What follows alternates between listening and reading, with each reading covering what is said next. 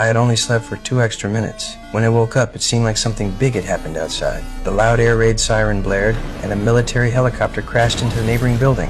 Before I could understand what was going on, a piercing scream and growls came from downstairs. I rushed to the window and saw people in the community running for their lives. My girlfriend was standing below looking at something I couldn't see. I hurriedly shouted for her to come up, but just the next second she was knocked down by the crowd and torn apart. I stood frozen, completely clueless about what was happening in the world. I scrambled back inside, but just then, a man suddenly barged into my house. He was my neighbor. He said his wife had gone crazy and begged me to let him hide. Before I could react, he grabbed his neck and rushed into the bathroom. I noticed a clear bite mark on his neck, and a bad feeling crept into me. I quickly grabbed the knife to defend myself. At that moment, the TV broadcasted an emergency news update saying a zombie virus had broken out in the city, turning the infected into violent, bloodthirsty creatures. Those bitten would become emotionless monsters. After seeing the news, my neighbor quickly said he was fine, but the next second his eyes began to bleed and his body started to mutate. However, he hadn't completely lost his mind yet. Under the threat of my knife, he ran away, scared.